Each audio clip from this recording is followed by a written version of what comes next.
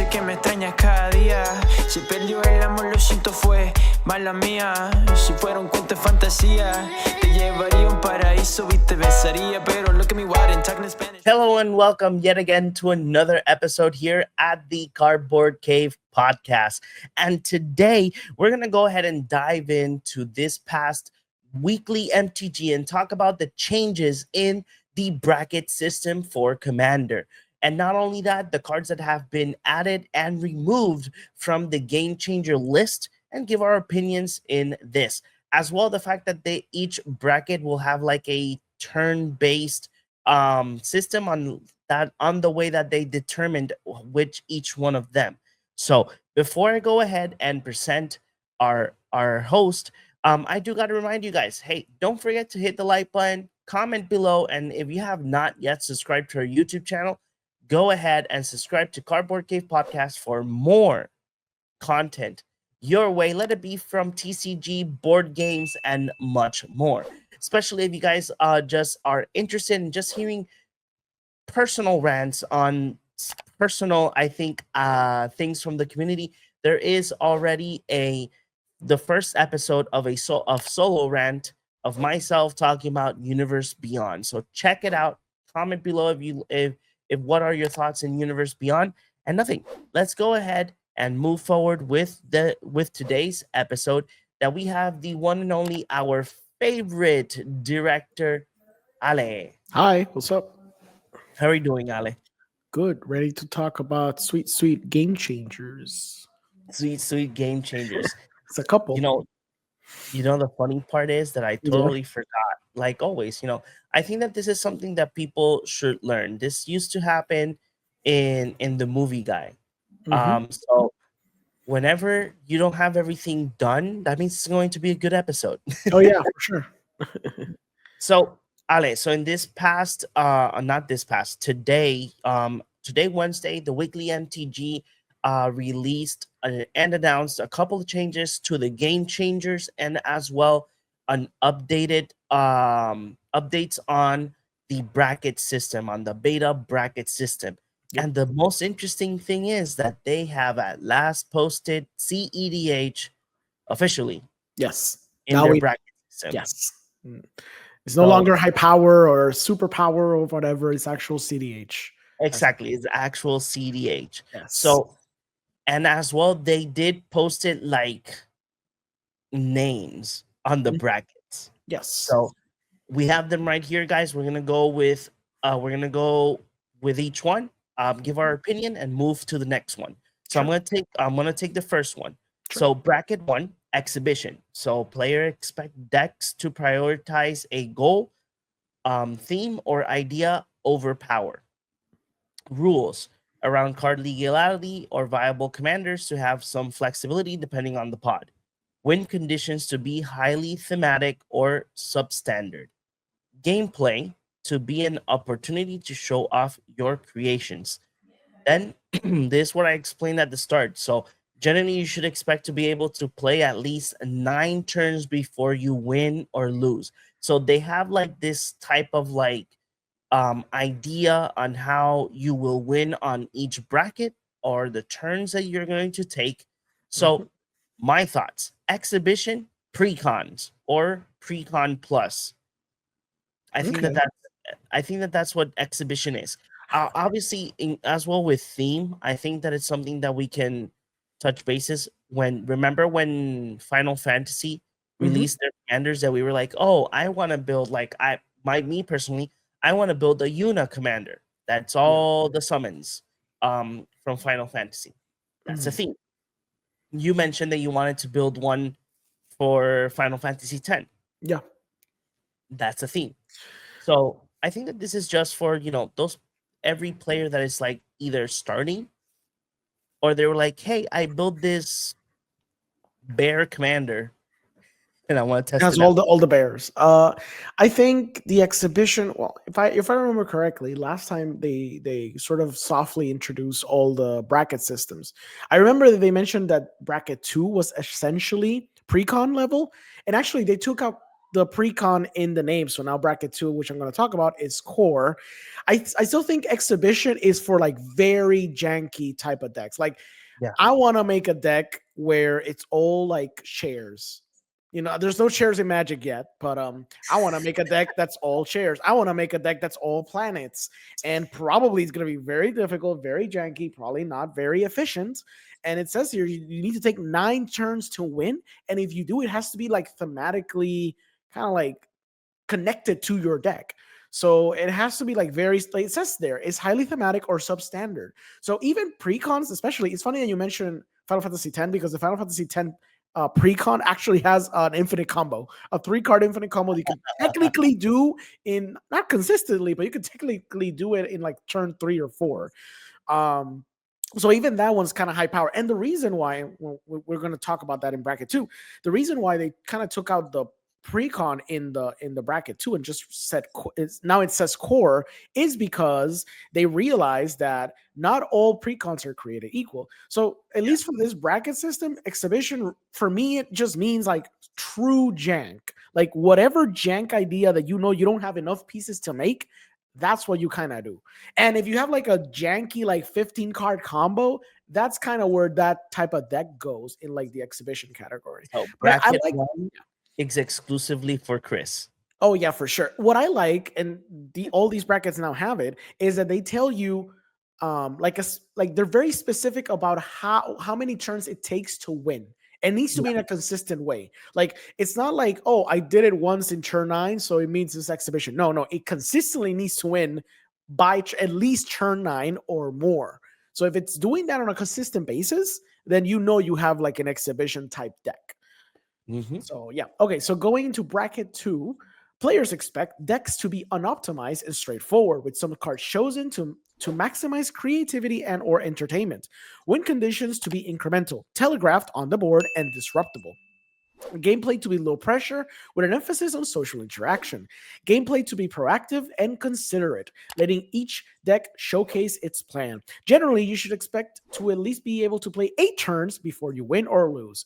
This is where it used to be precon, but again, like I mentioned before, and I think they mentioned either in the video or maybe in the article, that precons are not created equal. You can't say that a precon from Modern Horizons 3 is the same as a precon from Dustmore. They're not created equal. Exactly. One is very much stronger than the other one. But in a general sense, it sort of is like a very, like it says there, the win condition has to be incremental, telegraph on the board, and disruptible. Meaning, like it has to be like a Timmy type of deck where you have like 10 creatures, and if they don't do a Wrath of God, it's obvious you're gonna lose because they have 10/10/10s on the board. And then they might cast a Crater Hoof or whatever. Although I think Crater Hoof is on the Game Changers. I don't remember. I need to revalue that Game Changers. But in general, it's like very obvious. It's not going to be something that you're going to be like stealthily casting in the opponent's end phase and you're going to auto win. And like it says here, you need to take at least 8 turns to win on a consistent basis. So yeah, it's cool. I like that. I like it too. I like the fact that they probably either used any type of like program to like to like see how the gameplay goes, or probably they were like, hey, so today's shift is playing bracket 2 commander decks until we figure things out on each one to further explain it. So that's really cool. The fact that there's more explanation on the brackets is really good, because it brings more understanding on what road they want to take in terms of like making this an actual organized play for LGS stores. Yeah. So, and the other great thing is that I think that all of like the commander building websites already can determine what is your commander with the correct bracket that you need to be. So that's another win-win situation that they already implemented that on their websites. Yeah. So next one is bracket 3 upgraded. So players expect decks to be powered up with strong synergy and high card quality. they can effectively disrupt opponents. Game changers that are likely to be value engines and game-ending spells. Win conditions can be deployed in one big turn from hand, usually because of steadily occurred resources. Gameplay to feature many proactive and reactive plays. Generally, you should expect to be able to play at least 6 turns before you win or lose. Mhm. This is good. I'm not gonna say that it's the whole 6 turns thing. I'm not gonna say that it's fully accurate. I do own a bracket 3 upgraded commander that it's Davros. Mhm. Um Again, this is all determining on what you have on your hand, how the how your pod is playing. So there is a chance that it will, like it says, it will you will probably in 6 turns you will lose or you will win. It all depends. And but in terms of like you can have like powerful cards in a bracket 3 upgraded commander, yes. Yeah. And it will do, and it will help you out 100% on your gameplay. Yeah. So it's bracket 3 at least is my happy place. Yeah, bracket 3 is like where most people will still be. Like everyone says, my deck's a 7 back in the day when it was 1 through 10 in the power level scale. Now it's like my deck is a bracket 3, I swear. It's still it's good for now, but we need Mhm. to be able to differentiate between 3 and 4. I think that's still Yeah. the problem that these bracket systems or the power level used to have, where it's sometimes kind of difficult to be able to accurately tell what type of bracket your deck is in. To that being said, the cool thing is, like I said, they're giving you like a very it's very easy to tell based on the number of turns it takes you to win to assess how strong your deck is in terms of Yeah. a 3 or a 4. And the idea of like being very proactive, being very reactive, having the game ending spells, if you're like anyone can have all these elements, but if your deck is consistently winning by turn 3, there's something wrong there, and it's probably more optimized than it is upgraded. And I think that Exactly. this is a good start to be able to address on a consistent level how much are you winning or losing, or how fast are you winning or losing with your upgraded deck. Because I feel like, and you know this too, a lot of people think like their deck is a 3, but it's actually a 4 with just 3 game Mhm. changers, Yeah. and they just don't realize it. So let's take bracket 4 then. Bracket 4 is optimized. Players expect decks not to adhere to the CEDH metagame reserved for bracket 5. Decks to be lethal, consistent, fast, and designed to take people down as fast as possible. Game changers are likely to be fast mana, snowballing, resource engines, free disruption, and tutors. Win conditions to vary, but to be efficient and instantaneous. Gameplay to be explosive and powerful, featuring huge threats and efficient disruption to match. Generally, you should be able to play at least 4 turns before you win or lose. And I feel like a lot of people secretly have secretly have optimized decks without realizing that they Yeah. have it. But it's good because people are like they really know how to differentiate between a 3, like a 4 and a 5. But I think the 3 and the 4 is the problem that we're having for now, because in essence 4 and 5 is basically the same, but you'll know very quickly when you're fighting against a CDH deck if your deck is truly a 4 or a 5. So this is very good. This is very good. This is just, and again, I like the idea that's telling you it takes 4 turns to Mhm. determine if your deck is actually like fast enough or not. So yeah, this is good. Yeah, I like the fact that this explains like optimized bracket 4 decks. I Mhm. think that one of the things that probably um it will require, I think that for to be able to make sure that the people that are playing on your organized play, I Yeah, imagine that they will require deck list yeah, just to make sure that everybody is in the same bracket. yeah, Like yeah. there's no issues on inside there. Yep. And now, so we have our final bracket, bracket 5, the CEDH. Yep. So what to expect? Decks that are meticulously designed to battle in the CDH metagame with the ability to win quickly or generate overwhelming resources, often built using existing CDH knowledge, tools, and or deck lists. When conditions to be optimized for efficient and consistency, gameplay to be intricate and advanced with razor-thin margins for error. Are you looking for the #1 local game store here in Puerto Rico? I got it for you. It's called Titan Games. They are located in Caguas and in Rio Piedras. As well, they have their own website, titanhobbygames.com. There you guys can find your favorite TCGs and much more in their website. That's not all. Just pass by every week. There's an event and there's a lot of things you can do with Titan Games. All of their information are in the description below, so pass by and check them out. Players prioritize victory over all else. These games could end on any turn. Yeah. You know, so we know what CDH is. So. Well, we know what CDH is. It's We literally played it. You know, we know what it is. So Yeah. if you guys, you know, it's expensive. Mhm. We money. That's what CDH is. Money. Money or a lot of proxies. Yep. Exactly. Money are a lot of proxies, and I think that proxies are winning the game nowadays. Mhm. Yep, it's true. So you're just like more. See, that one's kind of cool. The idea that core bracket 2 is no longer tied to precoms. Like we mentioned already, it says when we announced the brackets, we said the core was about what you could expect from an average pre-constructed commander deck. Well, the goal is tying a bracket level to something that people recognize was noble. It came to 2 challenges. First, pre-constructed commander decks have a range of power levels. A modern Horizons 3 commander deck or a Secret Lair commander deck isn't the same as a starter commander deck product. There were plenty of holes in the description, which were some precons as they stand. They didn't necessarily follow the model set forth, which just increased confusion. The second is that people's expectations around precons and what's in them is so varied. Decks from 5 years ago are so different today. True power creep. Core is still a great landing point for people, but it doesn't have to be tied to precons. So we want to remove this going forward now that we have a better language to communicate the kind of experience we want at core. I like that.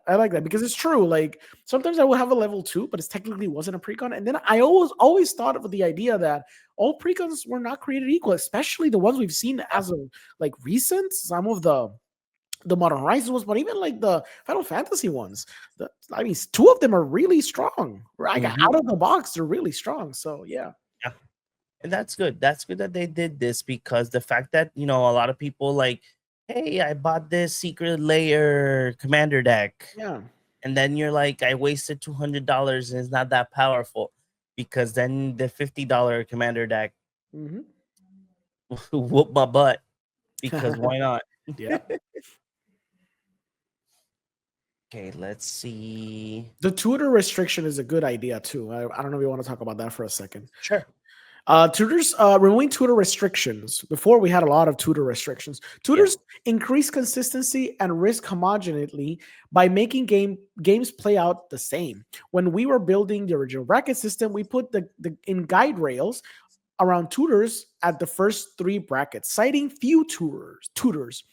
The original benchmark wasn't clear enough, and not all tutors are created equal. Sure, Demonic Tutor is very efficient, but if you're spending 4 mana on a Diabolic Tutor, is that really a huge problem? And what counts as a tutor anyway? Is Expedition Map a tutor? Is Tesseract Artifice Master a tutor? There was confusion around this as well. So after much discussion, the avenue we'd like to take is to remove the tutor restrictions from Commander brackets entirely and rely on game changers to catch the most efficient tutors. If you want to play tons of inefficient tutors, it may not make for the most replayable deck, but we don't need a safeguard for that. One of the biggest risks with tutors is enabling combos, but with no game-ending combos at the lower brackets and turn restrictions listed on each bracket's intent, it helps curb those issues. When I first read this in the morning, I was a little skeptical, but reflecting on it, it makes sense because it's true. They print so many tutors or stuff that tutors. Exactly. Like technically a fetch land is a tutor. So it gets to the point where like you got to discern what the tutor is. And it's true. Like if you're making like an exhibition deck, but it's full of tutors, like what are you doing? Like, obviously you want to do like a very fun bracket 1 deck where you kind of want to draw your spells. And if they're going to be very if they're gonna hone in on the combo pieces that require you to win on the lower brackets and they put them on game changers, it allows people to have a bunch of tutors and they can tutor, paying 4, 5, 6 mana to tutor for their ineffective spells in their like bracket 1, 2, and 3 decks, and it won't be like too much of a problem because the game changers will be able to catch both the big tutors and the explosive game-ending spells. So that's cool. Like I like this idea. Yeah, it is cool because it is true because there are tutors that cost a lot of mana, and hey, it costs a lot of mana, but it's not efficient, but you can use it, and it's a good idea to remove it. So these are the cards that were removed From the game changers. From the game changers. Mhm. Expropriate was removed. It's a high mana value card. Jinditactus Core Argur. Sway of the Stars. Vorinclex Voice of Hunger. Kinnan. Urza. Winota and Yuriko. Then finally, while they don't really fit into any of these categories, we would like to remove Deflecting Swat and Food Chain. Noted below. So they removed Deflecting Swat and Food Chain out of the list. While free spells are powerful, it's a notch below the free counter magic like Force of Will and Fierce Guardianship. It only hits specific kinds of cards, and it don't quite fit the description of a game changer. So they are back. Yeah, it's wild for me because Deflecting Swat is still very strong. That's like CDH playable. And for sure, it's not the same as a free counter spell, but it's very, very good. I'm surprised they took it out of the bracket. I don't know. They must have really thought about it and decided like maybe it's better to take this out because maybe we can include some other stuff in the future. Food Chain is interesting because that combos with literally anything.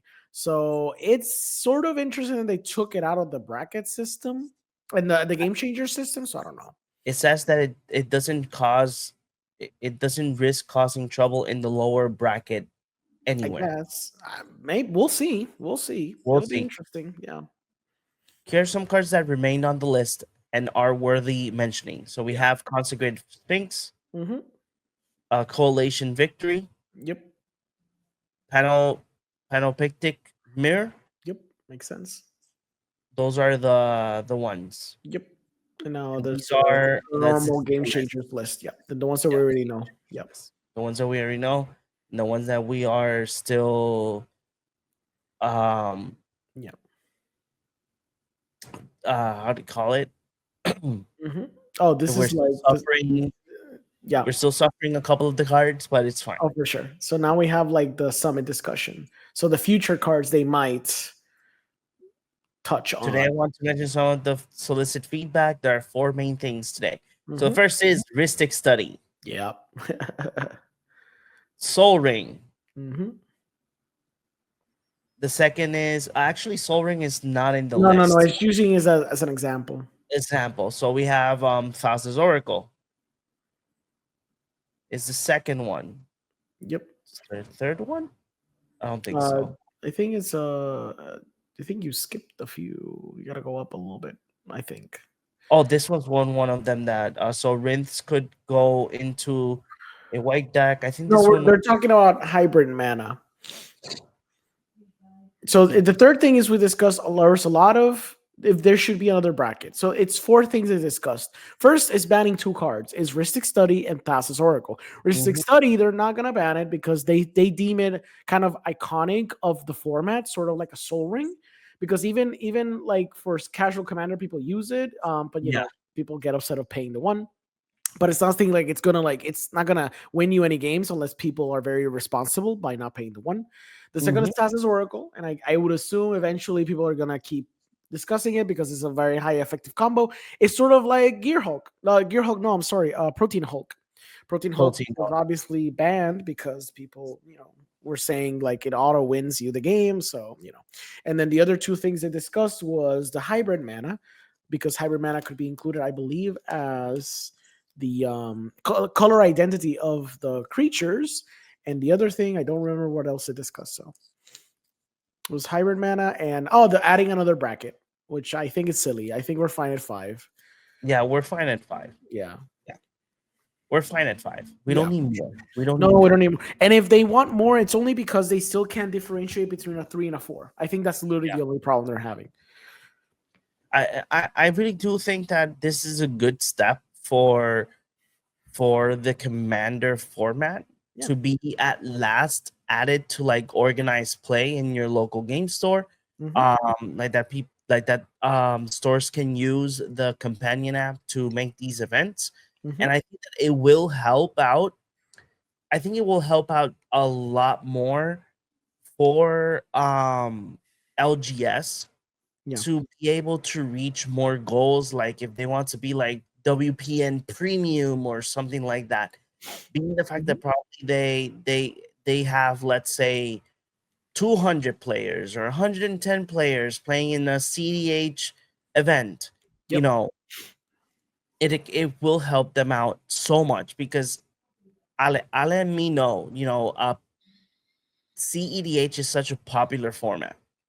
It's the most popular thing that they have. Like, I remember that I think it was this past Sunday, somebody that played Commander with us said, "Oh, they invited me to an event on Saturday, but it was online. There was 110 people to play Crazy. CEDH." Yeah. So imagine 110 people playing in your local game store. Insane. You know, insane. It would be insane, and it will be fun because it, you know, all the local game stores will have a chance to be, obviously, if they want to grow to be WPN premium or something like that, you know, it's a win-win situation, you know? Yep. So I don't know. I think that they're going in a good route. I hope that they continue before making any like drastic changes or anything. I hope that they continue like meeting up and just sitting down, analyzing everything, and just, you know, make sure that they think about the players as well. Not only making money, just thinking about the players as well, like that everybody can be in a happy spot. So what are your final thoughts in regards to these announcements for the bracket system? It's a good step forward. I think the bracket system, including the idea of turns that it takes for your deck to win, is a good way to assess the power level of your deck. It's like there's still ways to go. You can add more game changers to kind of make a better understanding of how powerful your deck could be or how powerful it is. Maybe eventually they might do a ban list again. You know, who knows? Like they might include more stuff in the ban list. I don't know. Like it'll be interesting to see going forward. If they decide to start banning more cards, to keep adjusting. I think for now it's in a pretty good spot. I think the changes overall are a net positive. I'm surprised they banned some of the legendaries that they banned. That they unbanned some of the legendaries that they had in the game changers, like Urza, Winona, Kinnan, Yuriko. It's kind of insane. Like, how do you make a bracket 2 or bracket 3 Urza, for example, or freaking Yuriko? Like Yuriko has only one gold, you know, like it's always gonna be good no matter what bracket you play. Exactly. So I don't know. Like even Winona, like even like a weak Winona deck will probably beat the whole board unless they all go against it. But if Winona is strong enough, even without, I guess the way to assess it is, like I said before, the turns. If you have your Winona deck and you say it's a cute little bracket 2, but then you're winning on turn 3, then it's probably not a bracket 2, no matter what you do. Exactly. And maybe that's the way to kind of address it. I think so we have a chat of Magic players that in our local game store, and one of our fellow Commander players, Luis Gomez, he mentioned the idea that finally we have numbers, we have something that we kind of equate numerically to our decks, and I think that that probably was the solution we were looking Mhm. for a while, to be able to assess how strong your deck is. Now it's on the player to be honest about it and be like, okay, I play Exactly. tested this deck a lot. I realized that I thought it was a 3, but it's actually a 4, or I thought it was a 4, but it's actually a 2 because it's so janky that it never wins, and I thought it would win or whatever. So I think it's good, but it requires a lot on the player still. So it's not too deterministic yet, but it's a very good step forward for sure. Hmm. Yeah. I think the exact same way. I think that um at the end, I know that they are still going to be like missing a couple of things, like how we're gonna make organized play Mhm. understandable for local game stores, because probably like what Ale has mentioned. So probably I say that it's a 3, but it's a 4. How can we determine if it is? Probably adding a deck list, a way to enter deck lists like that, it could say what bracket it is, like that there is understanding among the players.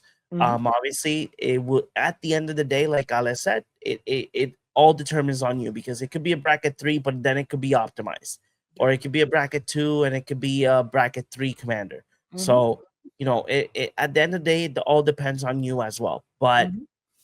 I'm really excited to see where we're going at. I hope that um they continue doing the good work, and let's see what happens moving forward. Obviously, we are close to the next set, that is Avatar: The Last Airbender, and I think that we're getting close to that. So we Mhm. are getting close to spoiler season once again. Yeah. Um, and the only thing that I will say to each and one of you: don't buy the products in the first week. Nope. It's Unless horrible. you Expensive. unless you're gonna do to the unless you're gonna go to the pre-release, that's fine. Yeah. But don't buy booster boxes, don't buy collector booster boxes. Remember what happened with Spider-Man. Yep. I'll never Buy forget them about Spider-Man. and I never think forget. Avatar is going to be very popular, but even Avatar, like if you just wait a bit, like even Final Fantasy. The thing is, Final Fantasy, everyone freaked out and scalpers took a lot of Final Fantasy. We're going to get more Final Fantasy in December. We're going to Yeah, get a bunch of new cards in Final Fantasy in December. So everyone who the new scalped bundle. and hoarded the boosters, you're like screwed. Yeah. Unless you were looking for the freaking golden chocobo, but everyone else is like screwed. They're gonna make new treatments for everything now. So yeah, like everything's gonna like crash in price for sure. Yeah, Yeah. definitely. Unless it's a card that's being used in the format. So, Sure, I guess. But even then. you know, but I remember that one, if it weren't because my PayPal account does not have like my address from my TCG player account, Yeah. but I was buying cards to build the Yuna commander, Yeah. and for like 11 cards, I got like 25 Final Fantasy cards. Yeah. Like $11 for 25 cards. Holy cow, Yeah. most of them were all the rares of the summons and whatnot. I Yeah. think that the most expensive summon was Bahamut, so I was like, okay, I can get that later. Yeah. But getting like most of the cards that one needs, Yeah. but being the fact that the PayPal and the addresses were different, Mhm. TCG Player, the fraud system from TCG Player was like, "Hey, I don't know who you are." Oh wow. So they locked my account. So Oh I'm my like, god. man, I have to go through the process again. Oh my god. Crazy. So I'm not using PayPal again to buy my cards. Never. Um, but yeah, the cards are tanking, guys. Just Mhm. wait, Just buy wait. singles. If you Always. want to collect them, and you want to buy booster boxes, buy them after 3 weeks. When 3 weeks pass, that's when the actual prices appear. And have fun. That's the Yeah. most important part. And have fun. Yep. So, Ale, where can the people find you? You can find me here in the Cardboard Cave podcast. I also do a podcast where I talk about movies. It's called Cinemas Podcast. Yeah, just talking about delicious cardboard as usual with you. How about you, John? Where can the people find you? Well, you guys can find me here as well in the Cardboard Cave podcast. If you guys sent us an email or DM us, probably it will be either Ale or me to answer your message as well. We are super glad for all of the comments that we're getting on the shorts and on our videos here at the YouTube channel. And as well, if you guys want to see my portion of like movie criticism and as well interviewing directors and actors, you guys can find me at Real in Films. So nothing, guys. I hope you guys enjoyed tonight's episode. I said tonight, but it's because it is night. We're recording this at night. Yes, we do this at night because we're adults. So exactly. Yep. So hope you guys enjoyed this episode. And nothing, guys. See you guys in the next one. Bye-bye. A rope until I cut it, bala pa tu cabeza, para delicadeza, habla la realeza, salva naturaleza, method for your mentalities, kill them with no fatalities, happy with all the cannabis, welcome to your reality.